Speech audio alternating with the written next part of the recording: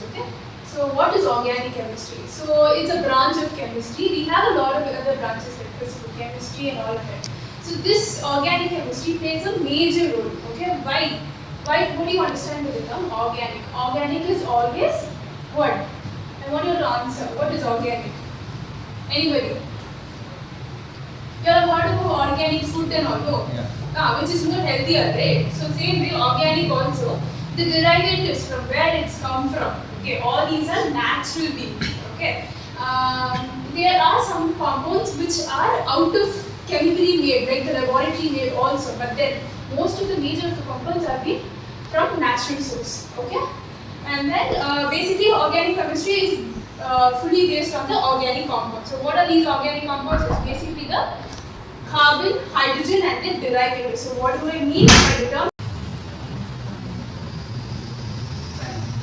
So where do we get this? I told organic, which is natural, right? So we get these kind of compounds from graphite and diamond, coffee, and all of these. So these are the basic things which we do every day-to-day life, right? So these are involved into it. So which is together, everyday life we are dealing with a lot of organic compounds.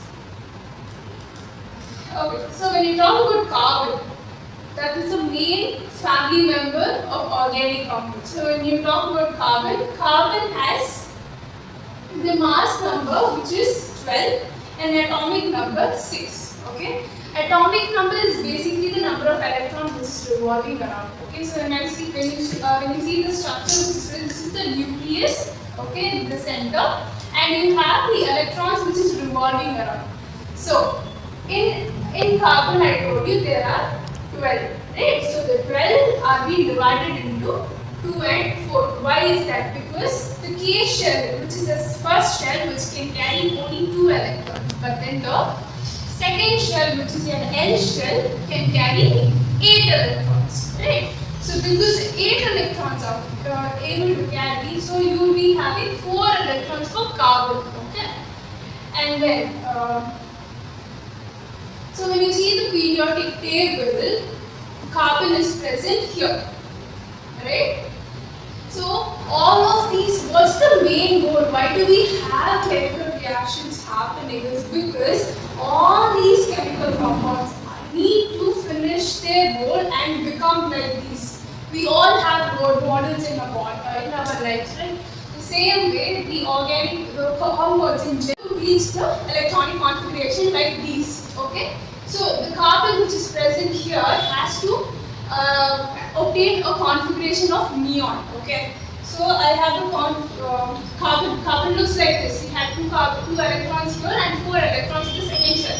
But this is neon, configuration of neon, which has 2 electrons in the second shell and 8 electrons in the outermost shell. So this carbon has to become like this. So this is the main reason all the compounds undergo chemical reaction and to come to their stable electronic configuration. Okay. Next, why is it so special?